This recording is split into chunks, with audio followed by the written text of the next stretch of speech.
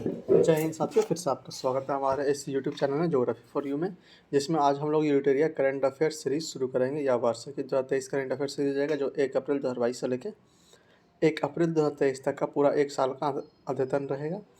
इसमें लगभग सारे चैप्टर जो भी 1 अप्रैल 2022 से लेकर 1 अप्रैल 2023 तक के हुए हैं उन सारे की विषय सूची देखिए। इसमें हम लोग एक एक चैप्टर करके डील करेंगे। एक भी ऐसा प्रश्न, एक भी ऐसा टॉपिक नहीं रहेगा जो आपके लिए छूटेगा। मतलब हर चैप्टर को यहाँ पे बहुत ही बारीकी से डील किया जाएगा। इसके साथ ही इसके पीछे जो सबसे अंत में प्रश्न उत्तर दिए हुए रहते हैं ऑब्जेक्टिव टाइप, वो भी हम लोग डील करेंगे। इसमें बजट, इस बुक में इस बार का नया वाला बजट है तो उसे भी हम लोग डील करेंगे। आर्थिक सर्वेक्षण है उसे भी हम लोग देख लेंगे बहुत आसानी से। तो आइए हम लोग पहला चैप्टर इसका शुरू करते हैं, जिसमें होगा फटाफट 100.com पार्ट 7। तो इसे हम लोग आज पहले सबसे पहले इसे ही देखेंगे और इसी तरह से हम लोग कंटिन्यू करेंगे अपना पूरा का पूरा इस बुक को हम लोग समाप्त करेंगे। मगर बुक को स्टार्ट करने से पहले फिर से मैं आपसे यही अनुरोध करूँगा कि अगर आप लोग हमारे चैनल पर नए हैं और अभी तक हमारे चैनल को सब्सक्राइब नहीं किया है तो प्लीज़ प्लीज़ प्लीज़ इसे सब्सक्राइब करके हमें सपोर्ट करें और इस वीडियो को ज़्यादा से ज़्यादा शेयर करें उन लोगों तक जो इस बार के एग्ज़ाम देने वाले, जैसे बिहार दरोगा हो गया, EPFO या फिर UPPCS या UPSC या अन्य कोई भी एग्ज़ाम जिसमें करंट अफेयर पूछा जाता है, MTS हो गया, क्योंकि MTS एग्ज़ाम आने वाला है तो उनके लिए करंट अफेयर बहुत ही लाभकारी होगा। तो मैं आप लोग से अनुरोध करूँगा कि इस वीडियो को आप लोग उन तक जरूर पहुँचाएँ। इस वीडियो को ज़्यादा से ज़्यादा शेयर करें, लाइक करें और सब्सक्राइब करके हमें सपोर्ट करें। आइए हम लोग शुरू करते हैं अपना पहला टॉपिक से। फटाफट 100.com है, पार्ट 7 है इसका। तो पहला है राष्ट्रीय, इसे देखते हैं। मगर फिर से मैं यही अनुरोध करूँगा इसे शुरू करने से पहले कि अगर आप लोग हमारे चैनल पर नए हैं और अभी तक हमारे चैनल को सब्सक्राइब नहीं किया है तो प्लीज़ प्लीज़ प्लीज़ इसे सब्सक्राइब करके हमें सपोर्ट करें, क्योंकि आपके सपोर्ट से ही हमें प्रोत्साहन मिलता है और हम लोग नए नए वीडियो बनाते हैं। तो आइए पहला न्यूज़ देखते हैं जो कि राष्ट्रीय घटनाक्रम से होगा। दिव्यांग लोगों के लिए अलग से दिव्यांग विभाग बनाने की घोषणा करने वाले भारत का पहला राज्य कौन सा है? तो यह हो जाएगा महाराष्ट्र। दिव्यांग लोगों के लिए अलग से दिव्यांग विभाग बनाने की घोषणा करने वाला भारत का पहला राज्य कौन है? तो यह है महाराष्ट्र। भारत का पहला कार्बन न्यूट्रल फर्म किस राज्य के एक बीज फर्म को घोषित किया गया? तो यह हो जाएगा केरल। भारत का पहला कार्बन न्यूट्रल फर्म किस राज्य के एक बीज फर्म को घोषित किया गया? तो यह हो जाएगा केरल। भारत का पहला कार्बन न्यूट्रल पावर एक्सचेंज कौन बन गया? तो यह हो जाएगा इंडियन एनर्जी एक्सचेंज लिमिटेड।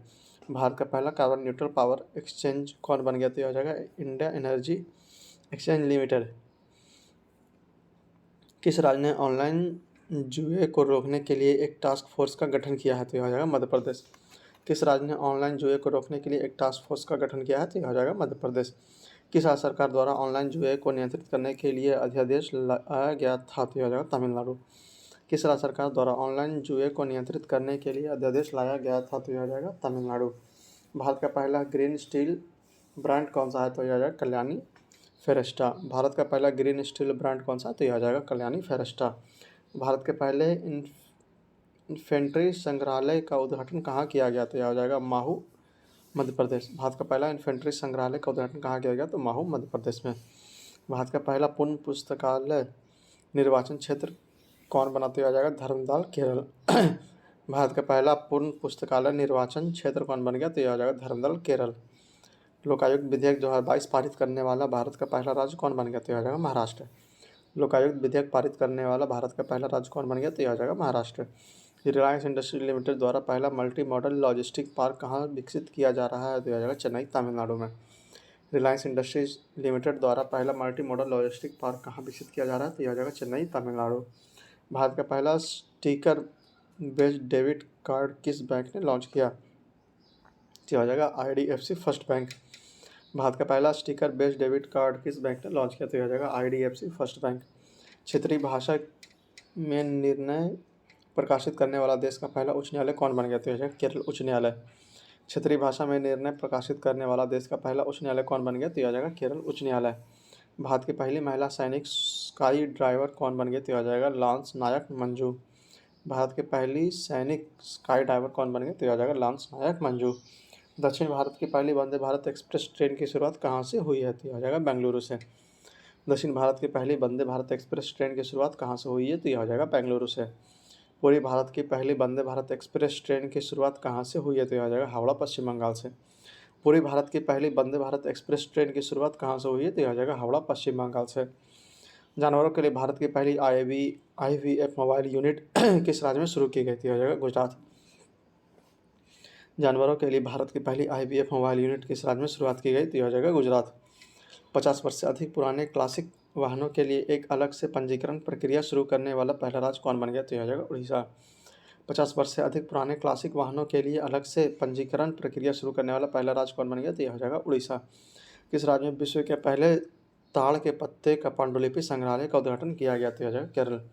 किस राज्य में विश्व के पहले ताड़ के पत्ते का पांडुलिपि संग्रहालय का उद्घाटन किया गया? तो यह हो जाएगा केरल।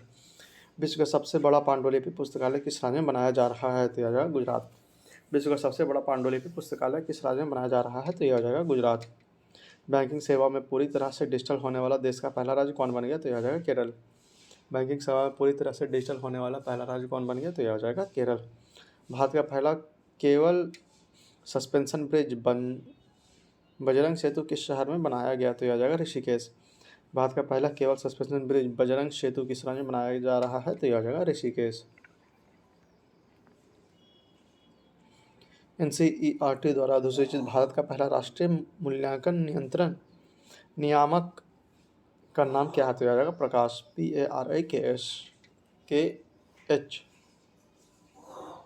PARAKS परख है इसका नाम। NCERT द्वारा अधिसूचित भारत की पहली राष्ट्रीय मूल्यांकन नियामक का नाम क्या है? तो यह हो जाएगा परख। अंधापन को नियंत्रित करने के लिए नई नीति लाने वाला भारत का पहला राज्य कौन बन गया? तो यह हो जाएगा राजस्थान। अंधापन को नियंत्रित करने के लिए नई नीति लाने वाला भारत का पहला राज्य कौन बन गया? तो यह हो जाएगा राजस्थान। किस जिले को देश का पहला संविधान साक्षर जिला घोषित किया गया? तो यह हो जाएगा कोल्लम केरल। किस जिले को देश का पहला संविधान साक्षर जिला घोषित किया गया? तो यह हो जाएगा कोल्लम केरल। प्रोजेक्ट दंतक के तहत सीमा सड़क संगठन के विदेशी असाइनमेंट पर तैनात होने वाली पहली भारतीय महिला सेना अधिकारी कौन बन गई? तो यह हो जाएगा कैप्टन सुरभि जखमोला। प्रोजेक्ट दंतक के तहत सीमा सड़क संगठन के विदेशी असाइनमेंट पर तैनात होने वाली पहली महिला भारतीय सेना अधिकारी कौन बन गई? तो यह जगह कैप्टन सुरभि जखमोला। सियाचिन में तैनात होने वाली पहली भारतीय सेना अधिकारी कौन बनी? तो यह जगह कैप्टन शिवा चौहान। सियाचिन में तैनात होने वाली पहली भारतीय सेना अधिकारी कौन बनी? तो यह जगह कैप्टन शिवा चौहान। संयुक्त राष्ट्र मिशन में भारतीय शांति सैनिकों की परेड का नेतृत्व करने वाली भारतीय सेना की पहली महिला अधिकारी कौन बनी? तो यह हो जाएगा मेजर जैस्मिन चड्ढा। संयुक्त राष्ट्र मिशन में भारतीय शांति सैनिकों की परेड का नेतृत्व करने वाली भारतीय सेना की पहली महिला अधिकारी कौन बनी? तो यह हो जाएगा major Jasmine Chadha. Online gaming में भारत का पहला उत्कृष्टता केंद्र किस शहर में स्थापित किया गया? तो यह हो जाएगा शिलोंग मेघालय। ऑनलाइन गेमिंग में भारत का पहला उत्कृष्टता केंद्र किस शहर में स्थापित किया गया? तो यह हो जाएगा शिलोंग मेघालय। कौन सा जिला न्यायाधीश अपने कामकाज में ई प्राणी शुरू करने वाला पहला जिला अदालत बन गया? तो यह हो जाएगा उस्मानाबाद जिला न्यायालय महाराष्ट्र। कौन सा जिला न्यायालय अपनी कामकाज ई प्रणाली शुरू करने वाला पहला जिला अदालत बन गया? तो यह हो जाएगा उस्मानाबाद जिला न्यायालय महाराष्ट्र। अरुणाचल प्रदेश में स्थापित होने वाली राज्य की पहली केंद्रीय जेल का नाम क्या रखा गया? तो यह हो जाएगा सुधारक केंद्र। अरुणाचल प्रदेश में स्थापित होने वाली राज्य की पहली केंद्रीय जेल का नाम क्या रखा गया? तो यह हो जाएगा सुधारक केंद्र। राज्यसभा में उपाध्यक्षों के पैनल में नामित की जाने वाली पहली महिला खिलाड़ी कौन बनी? तो यह हो जाएगा PT उषा। राज्यसभा में उपाध्यक्षों के पैनल में नामित की जाने वाली पहली महिला खिलाड़ी कौन बनी? तो यह हो जाएगा PT उषा। वंदे भारत एक्सप्रेस चलाने वाली पहली महिला लोको पायलट कौन बनी? तो यह हो जाएगा सुरेखा यादव। वंदे भारत एक्सप्रेस चलाने वाली पहली महिला लोको पायलट कौन बनी? तो यह हो जाएगा सुरेखा यादव। भारत के पहले वर्टिकल लिफ्ट सी ब्रिज का नाम क्या है? तो यह हो जाएगा न्यू पंबन ब्रिज, जिसकी कुल लंबाई 2.05 किलोमीटर है। भारत की पहली वर्टिकल लिफ्ट सी ब्रिज का नाम क्या है? तो यह हो जाएगा न्यू पंबन ब्रिज, जिसकी कुल लंबाई 2.05 किलोमीटर है। मानसिक स्वास्थ्य और सामाजिक देखभाल हेतु नीति को लागू करने वाला पूर्वोत्तर का पहला राज्य कौन बना? तो यह हो जाएगा मेघालय। मानसिक स्वास्थ्य और सामाजिक देखभाल नीति को लागू करने वाला पूर्वोत्तर का पहला राज्य कौन बना? तो यह हो जाएगा मेघालय। रिलायंस जियो ट्रू 5G कवरेज प्राप्त करने वाला भारत का पहला राज्य कौन बन गया? तो यह हो जाएगा गुजरात। रिलायंस जियो ट्रू 5G कवरेज प्राप्त करने वाला भारत का पहला राज्य कौन बन गया? तो यह आ जाएगा गुजरात। किस राज्य ने अनाथ बच्चों के लिए भारत की पहला सरकारी मदद मिल्क बैंक स्थापित करने की घोषणा की? तो यह हो जाएगा उत्तराखंड। किस राज्य ने अनाथ बच्चों के लिए भारत का पहला सरकारी मदर मिल्क बैंक स्थापित करने की घोषणा की? तो यह हो जाएगा उत्तराखंड। भारत का पहला नगर पालिका ग्रीन बॉन्ड किसने जारी करने की घोषणा की? तो यह हो जाएगा इंदौर। भारत का पहला नगर पालिका ग्रीन बॉन्ड किसने जारी करने की घोषणा की? तो यह हो जाएगा इंदौर।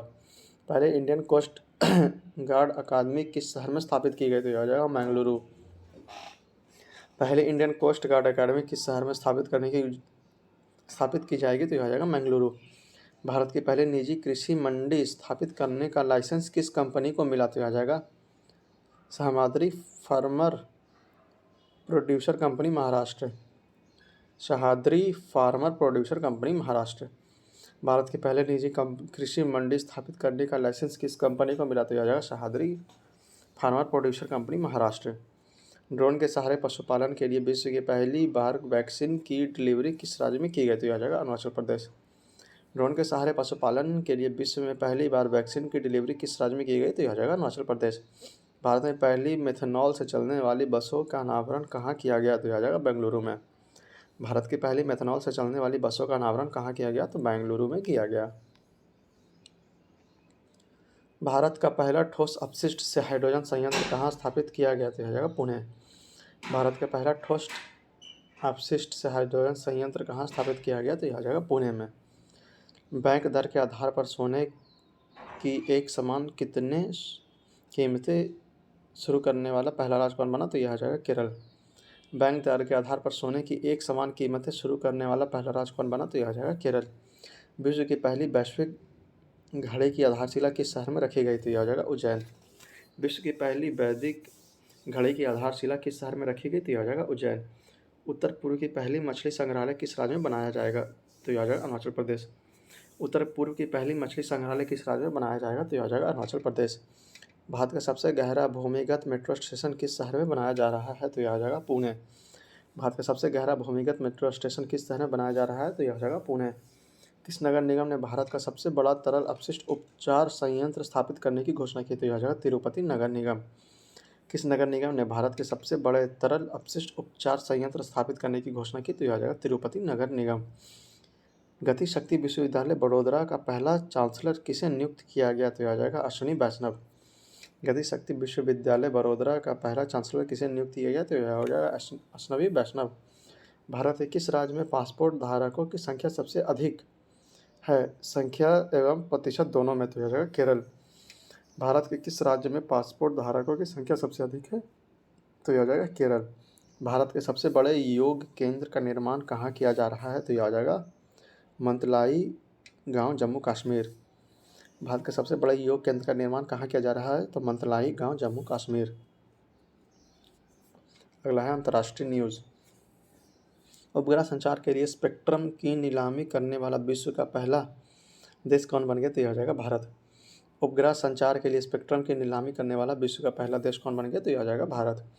आने वाली पीढ़ियों के लिए धूम्रपान पर प्रतिबंध लगाने वाला विश्व का पहला देश कौन बना? तो यह हो जाएगा न्यूजीलैंड। आने वाली पीढ़ियों के लिए धूम्रपान पर प्रतिबंध लगाने वाला विश्व का पहला देश कौन बना? तो यह हो जाएगा न्यूजीलैंड। एशिया की पहली हाइड्रोजन संचालित यात्री ट्रेन किस देश में शुरू की गई? तो यह हो जाएगा चीन। एशिया की पहली हाइड्रोजन संचालित यात्री ट्रेन किस देश में शुरू की गई? तो यह हो जाएगा चीन। विश्व की पहली हाइड्रोजन संचालित यात्री ट्रेन किस देश में शुरू की गई? तो यह हो जाएगा जर्मनी। विश्व की पहली हाइड्रोजन संचालित यात्री ट्रेन किस देश में शुरू की गई? तो जर्मनी में। मधुमक्खियों के लिए टीके की मंजूरी देने वाला विश्व का पहला देश कौन बन गया? तो यह हो जाएगा अमेरिका। मधुमक्खियों के लिए टीके की मंजूरी देने वाला विश्व का पहला देश कौन बन गया? तो यह हो जाएगा अमेरिका। विश्व के सबसे लंबी यात्री ट्रेन चलाने का विश्व रिकॉर्ड किस देश ने बनाया? तो यह हो जाएगा स्विट्जरलैंड। विश्व की सबसे लंबी यात्री ट्रेन चलाने का विश्व रिकॉर्ड किस देश ने बनाया? तो यह हो जाएगा स्विट्जरलैंड। संस्कृत में बनी विश्व की पहली साइंस डॉक्यूमेंट्री का नाम क्या है? तो यह हो जाएगा यनम। संस्कृत में बनी विश्व की पहली साइंस डॉक्यूमेंट्री का नाम क्या है? तो यह हो जाएगा यनम। किस देश ने अपना पहला स्थायी ब्रिटेन भारतीय सेना स्मारक बनाने की घोषणा की? तो यह हो जाएगा स्कॉटलैंड। किस देश ने अपना पहला स्थायी ब्रिटेन भारतीय सेना स्मारक बनाने की घोषणा की? तो यह हो जाएगा स्कॉटलैंड। पाकिस्तान की कौन सी फिल्म ऑस्कर 2023 के लिए इतिहास में पहली बार शॉर्टलिस्ट की गई? तो यह हो जाएगा जॉयलैंड। पाकिस्तान की कौन सी फिल्म ऑस्कर 2023 के लिए इतिहास में पहली बार शॉर्टलिस्ट की गई? तो यह हो जाएगा जॉयलैंड।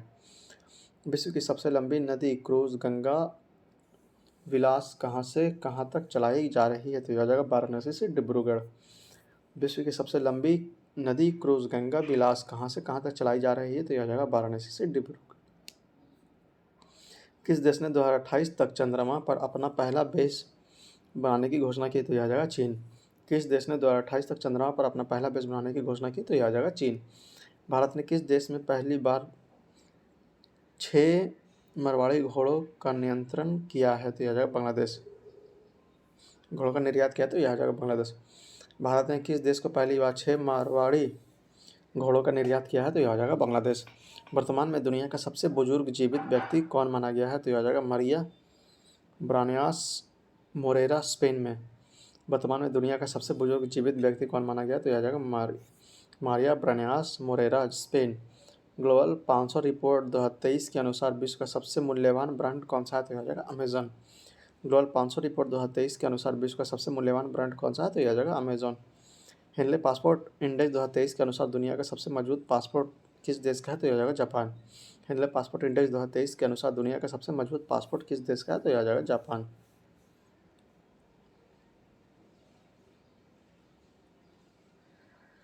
कौन सी कंपनी विश्व की सबसे बड़ी पवन सौर हाइब्रिड पावर का निर्माता बन गई है? तो यह आ जाएगा अडानी ग्रीन एनर्जी। कौन सी कंपनी विश्व की सबसे बड़ी पवन सौर हाइब्रिड पावर का निर्माता बन गई? तो यह आ जाएगा अडानी ग्रीन एनर्जी। मुंबई के छत्रपति शिवाजी महाराज अंतर्राष्ट्रीय हवाई अड्डे पर उतरने वाला विश्व का सबसे बड़ा विमान का नाम क्या है? तो यह आ जाएगा एयरबस बेलुगा। मुंबई के छत्रपति शिवाजी महाराज अंतर्राष्ट्रीय हवाई अड्डे पर उतरने वाला विश्व का सबसे बड़ा विमान का नाम क्या है? तो यह आ जाएगा एयरबस बेलुगा। किस सम्मेलन में लॉस एंड डैमेज कोष बनाने की घोषणा की है? तो यह आ जाएगा COP 27 शर्म अल शेख मिस्र। किस सम्मेलन में लॉस एंड डैमेज कोष बनाने की घोषणा की है? तो COP 27 शर्म अल शेख मिस्र में। 15,256 फीट पर स्थित विश्व की सबसे ऊंची मतदाता केंद्र का नाम क्या है? तो यह आ जाएगा ताशी गंग, हिमाचल प्रदेश में।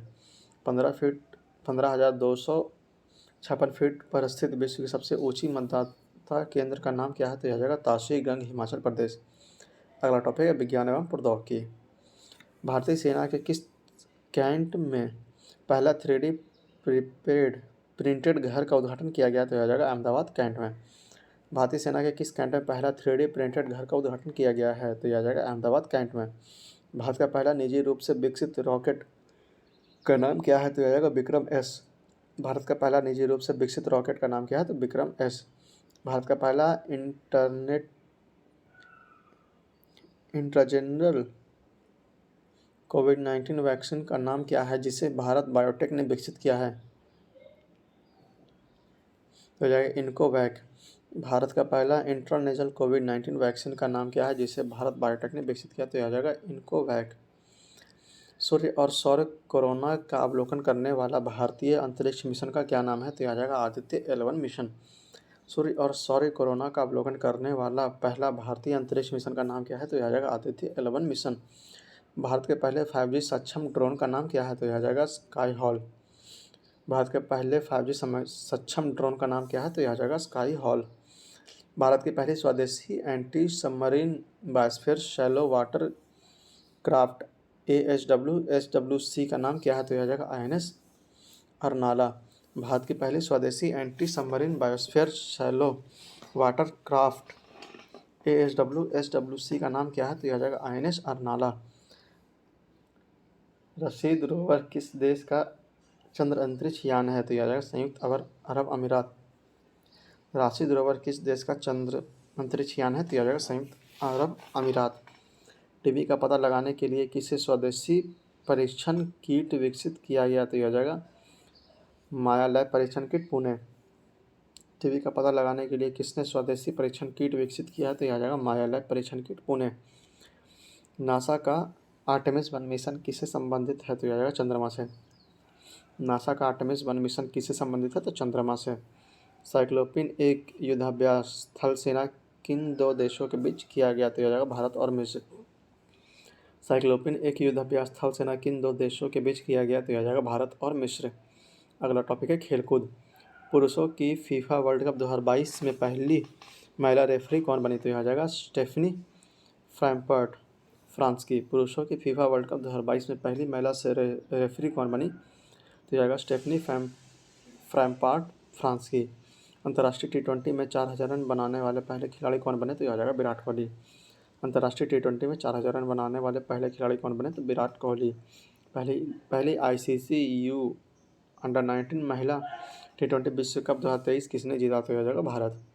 पहला ICC अंडर-19 महिला T20 विश्व कप किसने जीता? तो भारत ने।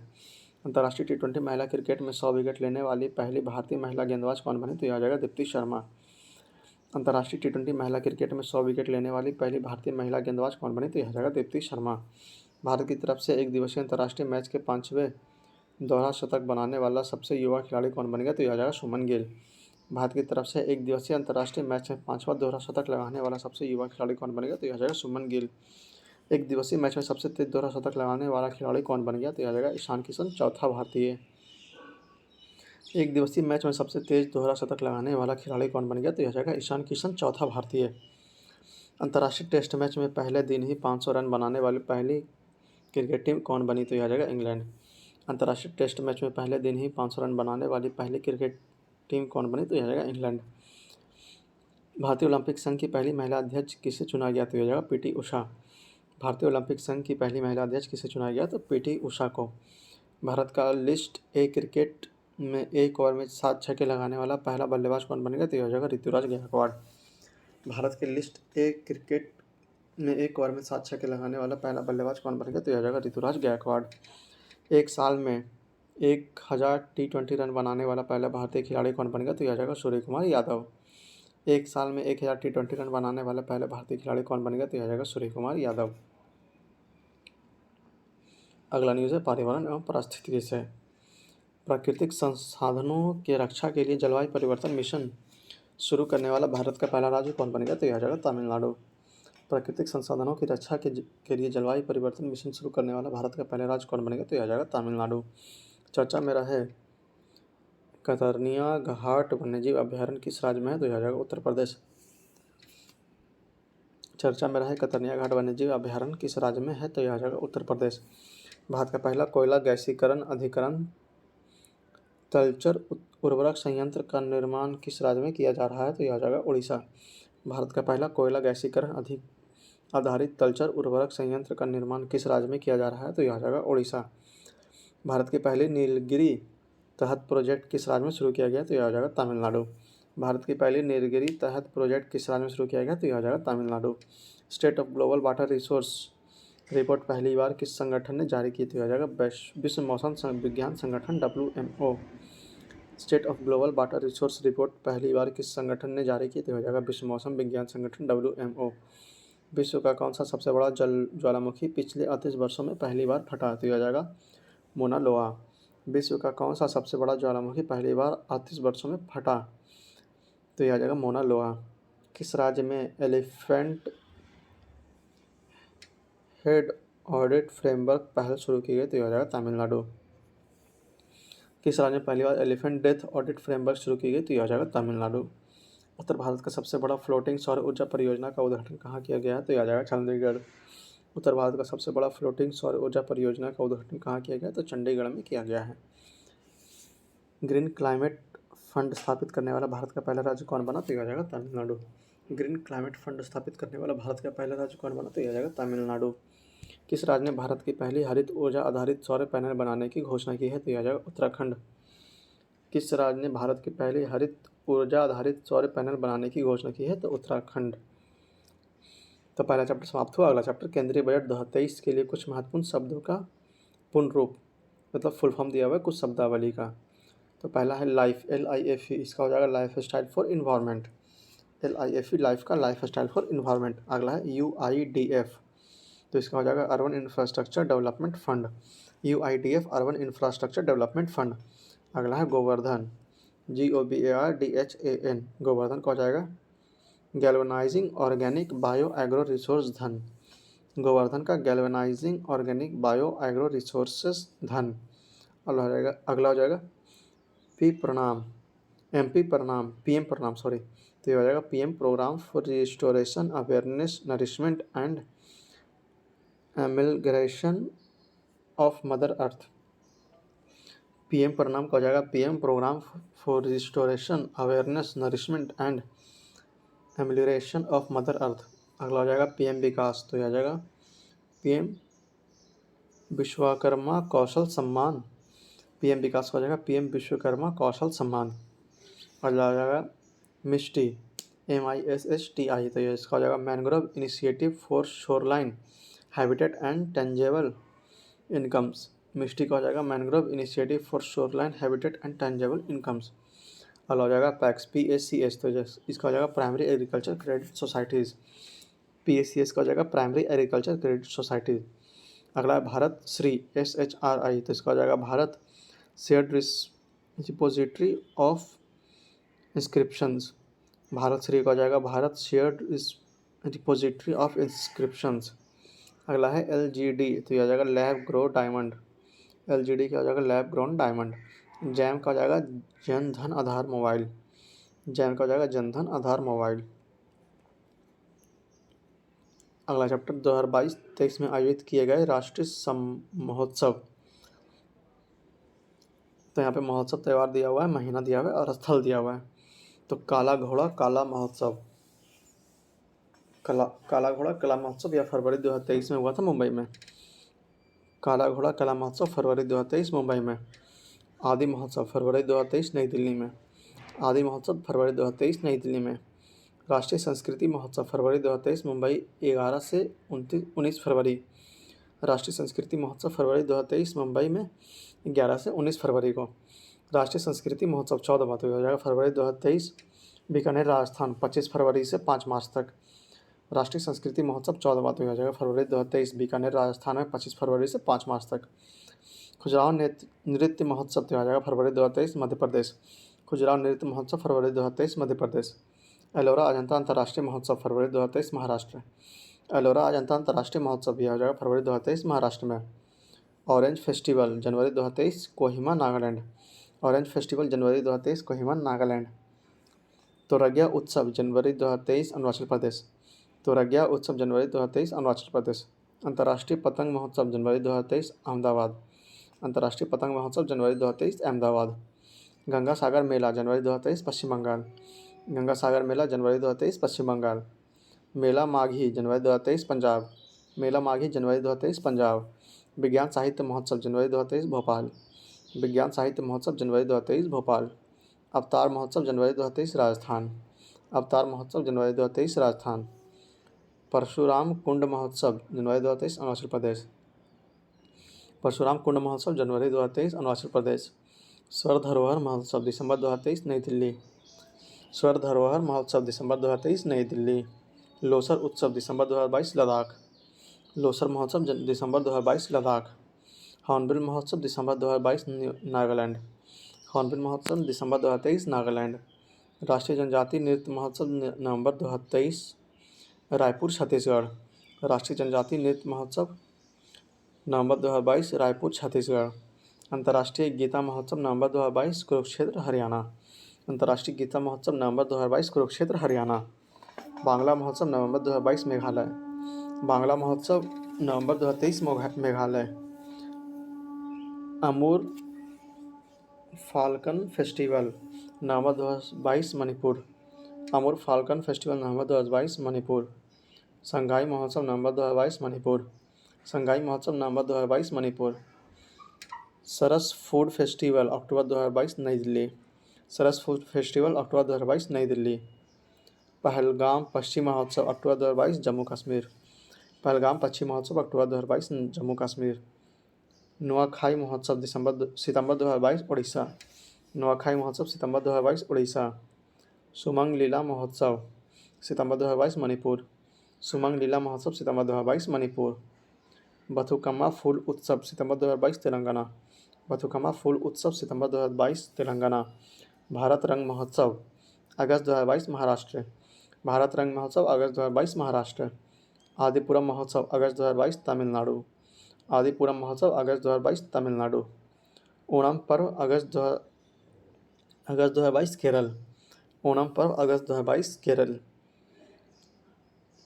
खारची उत्सव जुलाई 2022 त्रिपुरा। खारची उत्सव जुलाई 2022 त्रिपुरा। आम महोत्सव जुलाई 2022 लखनऊ। आम महोत्सव जुलाई 2022 लखनऊ। अम्बुबाची मेला जून 2022 असम। अम्बुबाची मेला जून 2022 असम। बैखो त्यौहार जून 2022 असम। बैखो त्यौहार जून 2022 असम। लैवेंडर फेस्टिवल मई 2022 जम्मू कश्मीर। लैवेंडर फेस्टिवल जम्मू 2022 मई 2022 जम्मू कश्मीर।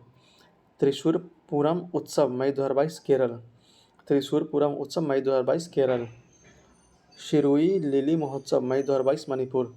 सिरुई लिली महोत्सव मई 2022 मणिपुर। रोंगली बोहार बिहू महोत्सव अप्रैल 2022 असम। रोंगली बोहार बिहू महोत्सव अप्रैल 2022 असम। माधवपुर मेला अप्रैल 2022 गुजरात। माधवपुर मेला अप्रैल 2022 गुजरात। सरहुल महोत्सव अप्रैल 2022 झारखंड। सरहुल महोत्सव अप्रैल 2022 झारखंड। अगला चैप्टर है केंद्रीय बजट। इसे पूरा का पूरा केंद्रीय बजट है। आइए इसे हम लोग शुरू से देखते हैं एक एक करके। केंद्रीय बजट 2022-23 को वित्त मंत्री निर्मला सीतारमण ने 1 फरवरी 2023 को संसद में पेश किया। यह अमृतकाल में पहला बजट है। केंद्रीय बजट 2023-24 को वित्त मंत्री निर्मला सीतारमण ने 1 फरवरी 2023 को संसद में पेश किया। यह अमृतकाल में पहला बजट है। अमृतकाल के विजन सशक्त एवं समावेशी अर्थव्यवस्था को हासिल करने के लिए आर्थिक एजेंडों में 3 चीज़ों पर ध्यान केंद्रित किया गया है।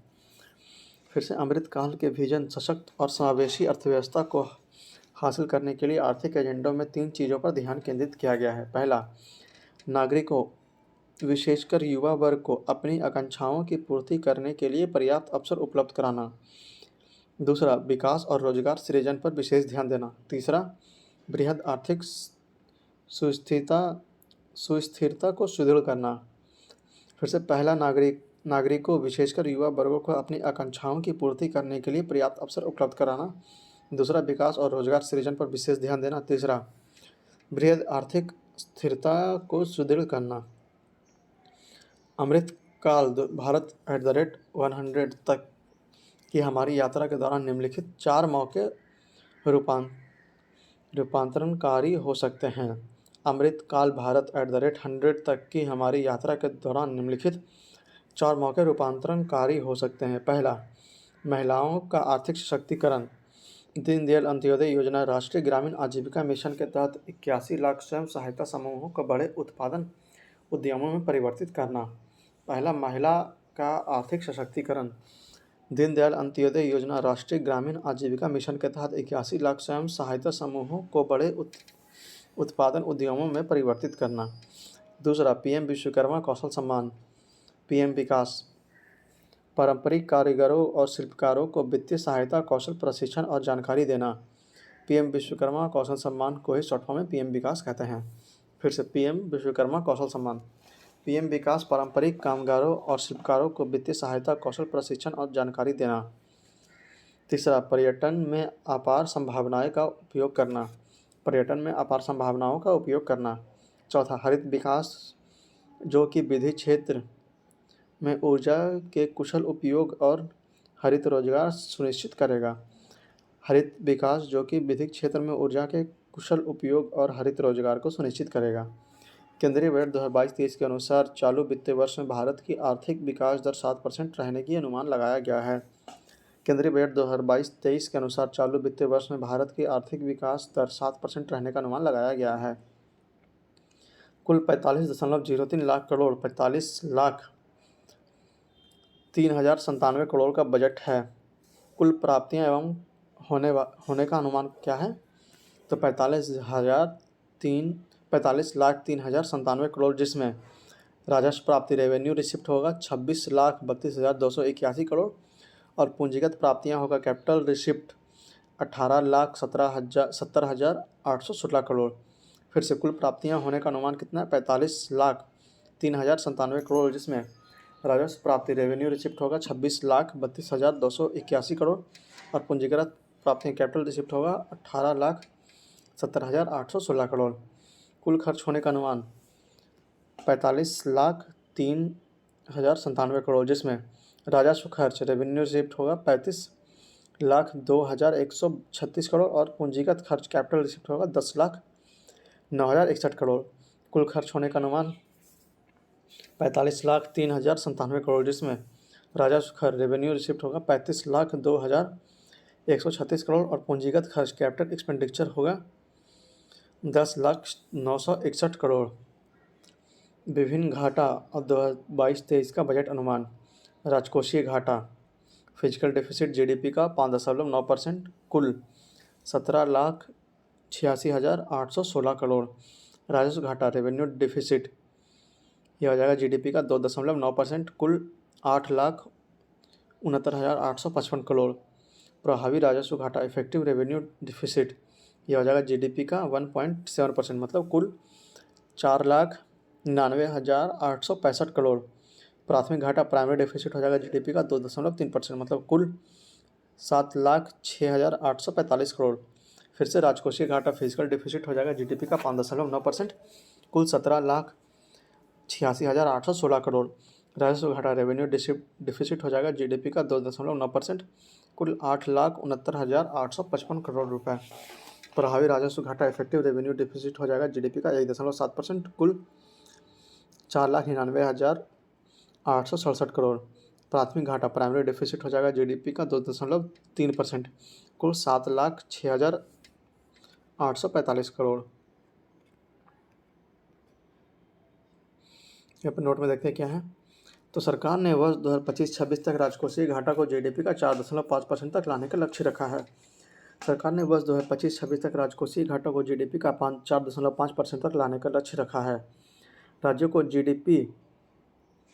जीएसडीपी के 3.5% के राजकोषीय घाटे की अनुमानित होने होगी, जिसका 0.5% विद्युत क्षेत्र में सुधार से जोड़ा जाएगा। राज्यों का जीएसडीपी का 3.5% के राजकोषीय घाटे का अनुमानित होगा, जिसकी 0.5% विद्युत क्षेत्र में सुधार से जोड़ा जाएगा। वित्तीय वर्ष 2022-23 में राजकोषीय घाटा का अनुमान 17,86,116 करोड़ 17.87 लाख करोड़ लगाया गया है, अर्थात इस वर्ष सरकार को 17.87 लाख करोड़ रुपये उधार या कर्ज लेना पड़ेगा। वित्तीय वर्ष 2023-24 में राजकोषीय घाटा का अनुमान 17,86,116 करोड़ लगाया गया है, अर्थात इस वर्ष सरकार को 17.68 लाख करोड़ रुपये उधार या कर्ज लेना पड़ेगा। रुपये कहाँ से आता है? रुपी कम्स फ्रॉम। बजट 2023-24 में शीर्ष 6 मद कहाँ कहाँ है? तो उधार बोरोइंग और अन्य देयताएं 34%, माल और सेवा कर जीएसटी 17%, निगम कर कॉरपोरेशन टैक्स 15%, आयकर इनकम टैक्स 15%, केंद्रीय उत्पादन शुल्क यूनियन एक्साइज ड्यूटी 7% और सीमा शुल्क कस्टम ड्यूटी 4%। फिर से उधार या बोरोइंग और अन्य देयताएं 34%, माल और सेवा कर जीएसटी 17%, निगम कर कॉरपोरेशन टैक्स 15%, आयकर टैक्स इनकम टैक्स हो जाएगा 15%, केंद्रीय उत्पादन शुल्क यूनियन एक्साइज ड्यूटी 7% और सीमा शुल्क कस्टम ड्यूटी 4%। रुपये कहाँ जाता है? रुपये गोज टू। बजट 2023-24 में शीर्ष 6 माद कौन कौन सा है? तो ब्याज अदायगी 20%, करों और शुल्कों में राज्यों का हिस्सा 18%, केंद्रीय क्षेत्र की योजनाएं 17%, वित्त आयोग और अन्य अंतरण 9%, केंद्रीय प्रायोजित योजनाएं 9% और रक्षा 8%। फिर से ब्याज अदायगी 20%, करों और शुल्कों में राज्यों का हिस्सा 18%, केंद्रीय क्षेत्र की योजनाएं 17%, वित्त आयोग और अन्य अंतरण 9%, केंद्रीय प्रायोजित योजनाएं 9% और रक्षा 8%। बजट 2023-24 में 7 प्राथमिकताएं विकास के लिए निर्धारित की गई है, जो अमृतकाल के दौरान हमारा मार्गदर्शन करने हेतु सप्तऋषि की भांति कार्य करती है। बजट 2023-24 में 7 प्राथमिकताएं विकास के लिए निर्धारित की गई है, जो अमृतकाल के दौरान हमारा मार्गदर्शन करने हेतु सप्तऋषि की भांति कार्य करती है। तो सप्तऋषि 7 प्राथमिकताएं कौन कौन सी है? तो पहला समावेशी विकास, दूसरा अंतिम व्यक्ति तक पहुंच, तीसरा अवसंरचना में एवं निवेश, चौथा सक्षमता को सामने लाना, पाँचवा हरित विकास, छठा युवा शक्ति, सातवां वित्तीय क्षेत्र। फिर से सप्तऋषि में कौन कौन सा है? तो समावेशी विकास, दूसरा अंतिम व्यक्ति तक पहुंच, तीसरा अवसंरचना एवं निवेश, चौथा सक्षमता एवं सक्षमता को सामने लाना, पाँचवा हरित विकास, छठा युवा शक्ति और सातवां वित्तीय क्षेत्र। तो पहला प्राथमिकता देखते हैं समावेशी विकास। इसमें कृषि एवं सहकारिता में देखते हैं। कृषि के लिए डिजिटल पब्लिक इंफ्रास्ट्रक्चर का निर्माण किया जाएगा। कृषि के लिए डिजिटल पब्लिक इंफ्रास्ट्रक्चर का निर्माण किया जाएगा। ग्रामीण क्षेत्र में युवा उद्यमी को एग्री स्टार्टअप्स खोलने में प्रोत्साहित करने के लिए एग्रीकल्चर एक्सीलरेटर फंड कृषि वर्धक निधि स्थापित की जाएगी। ग्रामीण क्षेत्रों में युवा उद्यमी को एग्रीकल्चर स्टार्टअप्स खोलने में प्रोत्साहित करने के लिए एग्रीकल्चर एक्सीलरेटर फंड कृषि वर्धित निधि की स्थापित की जाएगी। 2200 करोड़ रुपए के लागत से आत्मनिर्भर बागवानी स्वच्छ पौधा कार्यक्रम की शुरुआत करने की घोषणा की गई है। उद्देश्य क्या है तो उच्च गुणवत्ता वाली बागवानी फसल के लिए रोग मुक्त तथा गुणवत्तापूर्ण पौधे सामग्री का उपलब्ध कराना। आत्मनिर्भर बागवानी स्वच्छ पौधा कार्यक्रम 2200 करोड़ रुपए के लागत से आत्मनिर्भर बागवानी स्वच्छ पौधा कार्यक्रम का शुभारंभ करने की घोषणा की गई है। इसका उद्देश्य क्या है तो उच्च गुणवत्ता वाली बागवानी फसल के लिए रोग मुक्त तथा गुणवत्तापूर्ण पौधा सामग्री की उपलब्धता बढ़ाना। केंद्रीय वित्त मंत्री निर्मला सीतारमण ने मोटे अनाज को लोकप्रिय बनाने के लिए श्री अन्न नामक बजट भाषण में लिया। भारत श्री अन्न का सबसे बड़ा उत्पादक और दूसरा सबसे बड़ा निर्यातक है। भारत को श्री अन्न का वैश्विक केंद्र बनाने के लिए भारतीय बाजरा अनुसंधान संस्थान हैदराबाद को उत्कृष्टता केंद्र के रूप में बढ़ावा दिया जाएगा। केंद्रीय वित्त मंत्री निर्मला सीतारमण ने मोटे अनाज को लोकप्रिय बनाने के लिए श्री अन्न नामक बजट भाषण में दिया। भारत श्री अन्न का सबसे बड़ा उत्पादक और दूसरा सबसे बड़ा निर्यातक है। भारत को श्री अन्न का वैश्विक केंद्र बनाने के लिए भारतीय बाजरा अनुसंधान संस्थान हैदराबाद को उत्कृष्टता केंद्र के रूप में बढ़ावा दिया जाएगा। 6000 करोड़ रुपए के निवेश से पीएम मत्स्य संपदा योजना की एक नई उप योजना की शुरुआत की जाएगी। इसका उद्देश्य मछली पालकों, मत्स्य विक्रेताओं और सूक्ष्म लघु उद्योग को अधिक सक्षम बनाना है। 6000 करोड़ रुपए के निवेश से पीएम मत्स्य संपदा योजना की एक नई उप योजना शुरू की जाएगी। इसका उद्देश्य मछली पालकों, मत्स्य विक्रेताओं और सूक्ष्म लघु उद्योगों को अधिक सक्षम बनाना है। पशुपालन, डेयरी और मत्स्य क्षेत्र के लिए 20 लाख करोड़ रुपए का ऋण का लक्ष्य रखा गया है। पशुपालन, डेयरी और मत्स्य क्षेत्र के लिए 20 लाख करोड़ रुपए का लक्ष्य रखा गया है। अगला है स्वास्थ्य, शिक्षा और कौशलवर्धन। केंद्रीय बजट 2022-23 के अनुसार 157 नए नर्सिंग कॉलेज स्थापित किए जाएंगे। केंद्रीय बजट 2022-23 के अनुसार 157 नए नर्सिंग कॉलेज स्थापित किए जाएंगे। वर्ष 2047 तक सिल्क सेल एनीमिया का उन्मूलन करने के लिए एक मिशन की शुरुआत की जाएगी। इससे प्रभावित जनजातीय क्षेत्रों में जागरूकता सृजन किया जाएगा एवं 0 से 40 वर्ष की आयु वर्ग के 7 करोड़ लोगों को यूनिवर्सल स्क्रीनिंग कराई जाएगी। स्किल सेल एनीमिया उन्मूलन मिशन वर्ष 2047 तक स्किल सेल एनीमिया का उन्मूलन करने के लिए एक मिशन की शुरुआत की जाएगी। इसमें प्रभावित जनजातीय क्षेत्रों में जागरूकता सृजित किया जाएगा एवं 0 से 40 वर्ष के आयु वर्ग के 7 करोड़ लोगों का यूनिवर्सल स्क्रीनिंग कराया जाएगा। बच्चों और किशोरों के लिए एक राष्ट्रीय डिजिटल पुस्तकालय की स्थापना की जाएगी। बच्चों एवं किशोरों के लिए एक राष्ट्रीय डिजिटल पुस्तकालय की स्थापना की जाएगी। फार्मास्यूटिकल्स अनुसंधान को बढ़ावा देने के लिए नए कार्यक्रम की शुरुआत होगी। फार्मास्यूटिकल अनुसंधान को बढ़ावा देने के लिए नए कार्यक्रम की शुरुआत होगी। दूसरा प्राथमिकता है अंतिम व्यक्ति तक पहुंच बनाना। आकांक्षी जिला कार्यक्रम की सफलता को देखते हुए सरकार 500 ब्लॉकों में आकांक्षी ब्लॉक कार्यक्रम शुरू करेगी। आकांक्षी जिला कार्यक्रम की सफलता को देखते हुए सरकार 500 ब्लॉकों में आकांक्षी ब्लॉक कार्यक्रम की शुरुआत करेगी। विशेष रूप से संवेदनशील जनजाति समूह पीवीजीटी की सामाजिक आर्थिक स्थिति में सुधार लाने के लिए प्रधानमंत्री पीवीटीजी विकास मिशन शुरू की जाएगी। अगले 3 वर्षों में इस मिशन को लागू करने के लिए 15,000 करोड़ रुपए की राशि उपलब्ध कराई जाएगी। प्रधानमंत्री पीवीटीजी विकास मिशन विशेष रूप से संवेदनशील जनजाति समूहों पीवीटीजी की सामाजिक आर्थिक स्थितियों में सुधार लाने के लिए प्रधानमंत्री पीवीटीजी विकास मिशन शुरू की जाएगी। अगले 3 वर्षों में इस मिशन को लागू करने के लिए 15,000 करोड़ रुपए की राशि उपलब्ध कराई जाएगी। अगले 3 वर्षों में केंद्र 3.5 लाख जनजातीय क्षेत्रों के लिए चलाए जा रहे 740 एकलव्य मॉडल आवासीय स्कूलों में 38,800 अध्यापक और सहायक कर्मचारियों की नियुक्ति की जाएगी।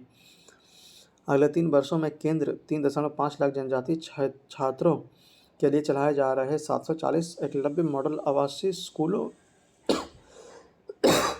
में 38,800 अध्यापक और सहायक कर्मचारियों की नियुक्ति की जाएगी।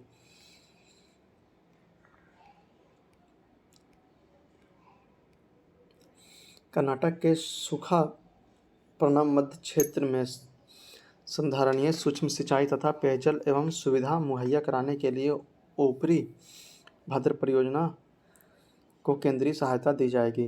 कर्नाटक में सूखा प्रवण मध्य क्षेत्र में स्थानीय सूक्ष्म सिंचाई तथा पेयजल की सुविधा मुहैया कराने के लिए ऊपरी भद्र परियोजना को केंद्रीय सहायता दी जाएगी।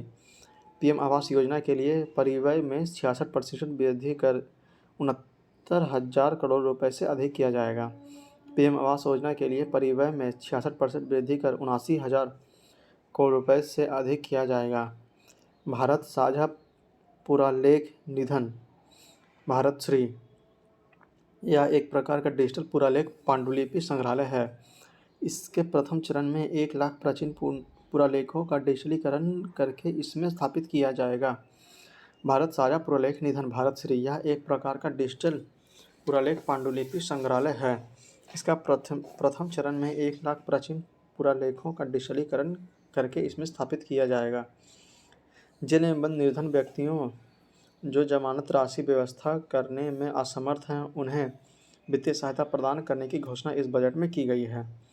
जेल में बंद निर्धन व्यक्तियों जो जमानत राशि व्यवस्था करने में असमर्थ हैं उन्हें वित्तीय सहायता प्रदान करने की घोषणा इस बजट में की गई है। तीसरा प्राथमिकता अवसंरचना और निवेश। अवसंरचना निवेश में तेजी लाने के लिए 1.3 लाख करोड़ रुपए बढ़े परिव्यय के साथ राज्यों के लिए 50 वर्षीय ब्याज मुक्त ऋण को और 1 वर्ष जारी रखने का निर्णय लिया गया है। अवसंरचना निवेश में तेजी लाने के लिए 1.3 लाख करोड़ रुपए बढ़े परिव्यय के साथ राज्य के लिए 50 वर्षीय ब्याज मुक्त ऋण को और 1 वर्ष जारी रखने का निर्णय लिया गया है। रेलवे के लिए 2.40 लाख करोड़ रुपए का पूंजीगत निधि का प्रावधान किया गया है जो अब तक के रेलवे के इतिहास में सर्वाधिक राशि का आवंटन है। रेलवे के लिए 2.40 लाख करोड़ रुपए का पूंजीगत निधि का प्रावधान किया गया है जो अब तक के लिए रेलवे के इतिहास में सर्वाधिक राशि का आवंटन है। क्षेत्रीय हवाई कनेक्टिविटी में सुधार लाने के लिए 50 अतिरिक्त हवाई अड्डे का पुनरुद्धार किया जाएगा। क्षेत्रीय हवाई कनेक्टिविटी में सुधार लाने के लिए 50 अतिरिक्त हवाई अड्डों का पुनरुद्धार किया जाएगा। शहरी अवसंरचना विकास कोष UIDF की स्थापना प्राथमिकता वाले क्षेत्र में आई ऋण की कमी के उपयोग के माध्यम से होगी। इसका प्रबंधन राष्ट्रीय आवास बैंक द्वारा किया जाएगा। इसका उपयोग टियर 2 तथा टियर 3 शहरों में अवसंरचना के निर्माण के लिए सार्वजनिक एजेंसियों द्वारा किया जाएगा। इसके लिए सरकार प्रतिवर्ष 10,000 करोड़ रुपए की धनराशि उपलब्ध कराएगी। शहरी अवसंरचना विकास कोष UIDF की स्थापना प्राथमिकता वाले क्षेत्रों में आई ऋण की कमी के उपयोग के माध्यम से होगी। इसका प्रबंधन राष्ट्रीय आवास विकास द्वारा किया जाएगा। इसका उपयोग टियर 2 और टियर 3 शहरों में अवसंरचना के निर्माण के लिए सार्वजनिक एजेंसियों द्वारा किया जाएगा। इसके लिए सरकार प्रतिवर्ष 10,000 करोड़ रुपए की धनराशि उपलब्ध कराएगी। चौथा प्राथमिकता है सक्षमता को सामने लाना। एकीकृत ऑनलाइन प्रशिक्षण के लिए iGOT कर्मयोगी नामक एक प्लेटफॉर्म शुरू किया जाएगा। एकीकृत ऑनलाइन प्रशिक्षण के लिए iGOT कर्मयोगी नामक एक प्लेटफॉर्म शुरू किया जाएगा। देश के शीर्ष शैक्षणिक संस्थानों में कृत्रिम बुद्धिमत्ता के लिए 3 उत्कृष्टता केंद्र स्थापित किए जाएंगे। देश के शीर्ष शैक्षणिक संस्थानों में कृत्रिम बुद्धिमत्ता के लिए 3 उत्कृष्टता केंद्र स्थापित किए जाएंगे। स्टार्टअप्स और शिक्षावादियों द्वारा नवाचार और अनुसंधान शुरू करने के लिए राष्ट्रीय डाटा शमन नीति लाई जाएगी। स्टार्टअप्स और शिक्षाविदों द्वारा नवाचार और अनुसंधान शुरू करने के लिए राष्ट्रीय डाटा शमन नीति लाई जाएगी। न्याय के प्रशासन में दस्ता लाने के लिए 7,000 करोड़ रुपए के परिव्यय से ई-न्यायालय परियोजना का चरण 3 शुरू किया जाएगा। न्याय के प्रशासन में दस्ता लाने के लिए 7,000 करोड़ रुपए के परिव्यय से ई-न्यायालय परियोजना के चरण 3 शुरू किया जाएगा। MSME के संविदा निष्पादन को सरल बनाने के लिए विवाद से विश्वास 1 लाया जाएगा। MSME के संविदा निष्पादन को सरल बनाने के लिए विवाद से विश्वास 1 लाया जाएगा। सरकार और सरकारी उपक्रमों के संविदागत विवादों के निपटान के लिए विवाद से विश्वास टूल लाया जाएगा। सरकार और सरकारी उपक्रमों के संविदागत विवादों के निपटान के लिए विवाद से विश्वास टूल लाया जाएगा। एमएसएमई बड़े व्यवसायों और चैरिटेबल ट्रस्टों के उपयोग के लिए एक निकाय डिजिलॉकर स्थापित किया जाएगा। एमएसएमई बड़े व्यवसायों और चैरिटेबल ट्रस्ट के उपयोग के लिए एक निकाय डिजिलॉकर स्थापित किया जाएगा। पहचान और पते के अपडेट के लिए वन स्टॉप समाधान की व्यवस्था की जाएगी, जिसे डिजिलॉकर और आधार को मूलभूत पहचान के रूप में प्रयोग किया जाएगा। पहचान और पते के अपडेट के लिए वन स्टॉप समाधान की व्यवस्था की जाएगी, जिसे डिजिलॉकर के आधार पर मूलभूत पहचान के रूप में प्रयोग किया जाएगा। 5G सेवाओं पर आधारित एप्लीकेशन विकसित करने के लिए 100 लैब्स स्थापित किए जाएंगे। 5G सेवाओं पर आधारित एप्लीकेशन विकसित करने के लिए 100 लैब्स स्थापित किए जाएंगे। व्यापार सुगमता को बढ़ावा देने के लिए 39,000 से ज़्यादा अनुपालनों को कम किया जाएगा और 34,000 से अधिक विधिक उपबंधों को अपराध की श्रेणी से हटाया जाएगा। व्यापारिक सुगमता को बढ़ावा देने के लिए 39,000 से ज़्यादा अनुपालनों को कम किया जाएगा और 3400 से अधिक विधिक उपबंधों को अपराध की श्रेणी से हटाया जाएगा। 42 केंद्रीय अधिनियमों में संशोधन के लिए जन विकास विधेयक पेश किया जाएगा। 42 केंद्रीय अधिनियमों में संशोधन के लिए जन विश्वास विधेयक पेश किया गया। प्राथमिक 5वां हरित विकास। पर्यावरण के प्रति सजग जैवशिला के आंदोलन को गति देने के लिए लाइव शुरू किया गया, जिसकी चर्चा बजट भाषण में की गई। पर्यावरण के प्रति सजग जीवन शैली के आंदोलन को गति देने के लिए लाइव शुरू किया गया, जिसका चर्चा बजट भाषण में किया गया। 19,700 करोड़ रुपए की लागत से शुरू की गई राष्ट्रीय हरित हाइड्रोजन मिशन के मदद से अर्थव्यवस्था को निम्न कार्बन संघटना वाली स्थिति में ले जाया जाएगा। इस मिशन की मदद से जीवाश्म ईंधन का आयातों पर निर्भरता को कम करके 2023 तक 5 MMT के वार्षिक उत्पादन का लक्ष्य निर्धारित किया जाएगा। 19,700 करोड़ रुपए की लागत से शुरू की गई राष्ट्रीय हरित हाइड्रोजन मिशन की मदद से अर्थव्यवस्था को निम्न कार्बन सघनता वाली स्थिति में लाया जाएगा। इस मिशन की मदद से जीवाश्म ईंधन के आयातों पर निर्भरता को कम करके 2023 तक 5 MMT के वार्षिक उत्पादन के लक्ष्य निर्धारित किए जाएंगे। लद्दाख से 13 गीगावाट नवीकरणीय ऊर्जा के निष्क्रमण और ग्रिड एकीकरण के लिए अंतर्राज्यीय पर्यवेक्षण प्रणाली 20,700 करोड़ के निवेश के साथ निर्मित की जाएगी। लद्दाख से 13 गीगावाट नवीकरणीय ऊर्जा के निष्क्रमण और ग्रिड एकीकरण के लिए अंतर्राज्यीय पर्यवेक्षण प्रणाली 20,700 करोड़ के निवेश के साथ निर्मित की जाएगी। पर्यावरण संरक्षण अधिनियम के तहत हरित ऋण क्रेडिट कार्यक्रम को अधिसूचित किया जाएगा।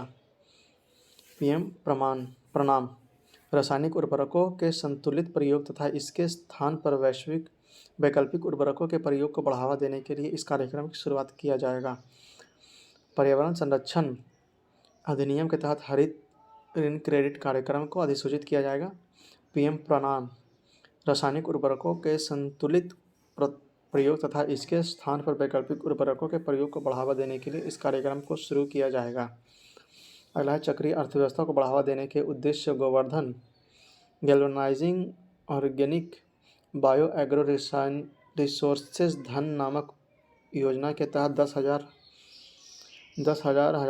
10,000 करोड़ रुपए के कुल निवेश के साथ 500 नए अपशिष्ट से आमदनी संयंत्र स्थापित की जाएगी। चक्रीय अर्थव्यवस्था को बढ़ावा देने के उद्देश्य Govardhan galvanising organic bio agro resources धन नामक योजना के तहत 10,000 करोड़ रुपए के कुल निवेश के साथ 500 नए अपशिष्ट से आमदनी संयंत्र स्थापित किए जाएंगे। अगले 3 वर्षों में सरकार 1 करोड़ किसानों को प्राकृतिक खेती अपनाने के लिए सहायता देगी। अगले 3 वर्षों में सरकार 1 करोड़ किसानों को प्राकृतिक खेती अपनाने के लिए सहायता देगी। मैंग्रोव पौधारोपण के लिए तटीय पर्यावास और ठोस आमदनी के लिए मैंग्रोव पहल मिस्टी की शुरुआत की जाएगी। मैंग्रोव पौधारोपण के लिए तटीय पर्यावास और ठोस अकादमी के लिए मैंग्रोव पहल मिस्ट्री की शुरुआत की जाएगी। अगले 3 वर्षों में सरकार अमृत धरोहर योजना के माध्यम से आर्द्र भूमि तथा जैव विविधता को बढ़ावा देगी। अगले 3 वर्षों में सरकार अमृत धरोहर योजना के माध्यम से आर्द्र भूमि तथा जैव विविधता को बढ़ावा देगी। तो इस वीडियो को हम लोग यहीं पर समाप्त करते हैं। अगले वीडियो में हम लोग प्राथमिकता 6 जिसमें युवा शक्ति होगा उससे शुरुआत करेंगे। उम्मीद है यह वीडियो आपको पसंद आया होगा। हमारी यह पहल आपको कैसी लगी आप कमेंट बॉक्स में ज़रूर हमें बताइएगा। और अगर आप लोग हमारे चैनल पर नए हैं और अभी तक हमारे चैनल को सब्सक्राइब नहीं किया तो प्लीज़ इसे सब्सक्राइब करके हमें सपोर्ट करें, ताकि हम और अच्छे वीडियो आपके लिए बना सकें, क्योंकि आपके सपोर्ट से ही हमें प्रोत्साहन मिलता है और जिससे हम और अच्छे वीडियो बनाते हैं।